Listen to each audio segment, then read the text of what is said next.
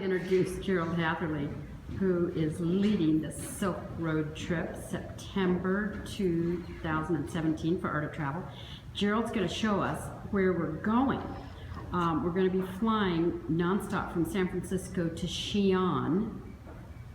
Gerald, show us where Xi'an is. Xi'an is here, this red dot, where the laser pointer is facing.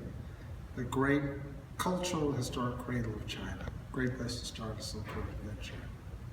Lots. This is the home of the terracotta soldiers. It is the home of the terracotta warriors and soldiers, the greatest archaeological find of the 20th century.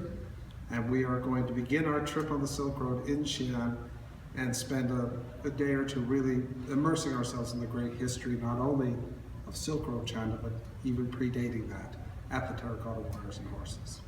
And this is the start of the Silk Road, correct? It is. It was once the great trading highway that linked China to Central Asia, the Middle East, all the way to the gates of Rome. And Xi'an was where it all started. Now, on this map, can you show us exactly where we'll be going when we leave Xi'an? Okay, so from Xi'an, we're going to actually fly to Gansu province, to this area where you see the Great Wall.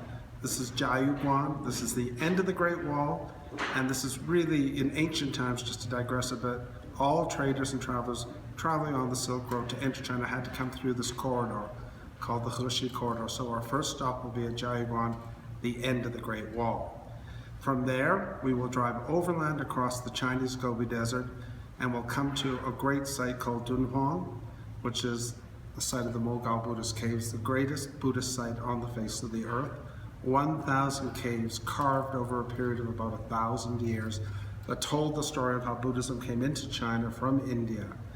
And we'll spend a day with the scholars from the Dunhuang Academy exploring this incredible cave site.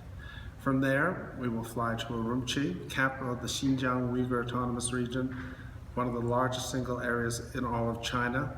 This is China's gateway to Central Asia. Urumqi will be our base, but from Urumqi we're going to make day trips up into the Tian Shan, or the Heavenly Mountains, to spend a day with the Kazakh people at their summer encampment, and then take a day and drive down to the lowest point in all of China at Turfan. Turfan was once where two of the greatest ancient Silk Road cities in China existed, Gaochang and Jiaohe. We're going to spend a day exploring these ancient ruins and learning all about the culture of the Uyghur people in Turfan. From Urumqi, we're going to fly to central Xinjiang to a really unknown to most foreign travelers, a place called Kucha.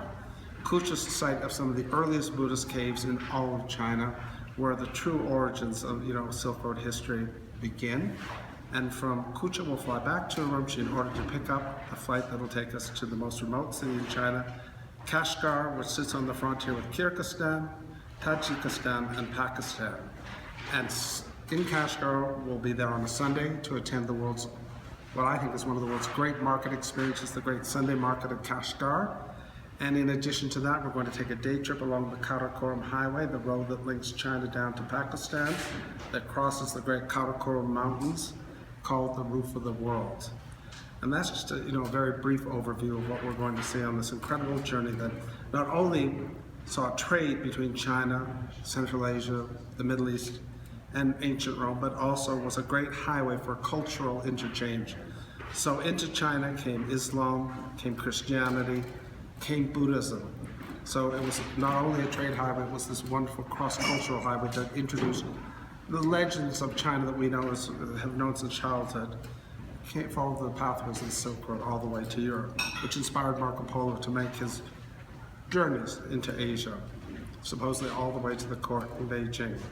It's, I think, one of the greatest, not only one of the greatest travel itineraries that you can follow, but it really is a trip steeped in history, steeped in culture, and steeped in remarkable peoples. So, I hope you, Susie, will enjoy it. Well, thank you. We're looking forward to this, and thank you so much for this little snapshot view Well, you're very sweet. of this trip. Okay. Okay, thank you. Thanks, girl. Bye.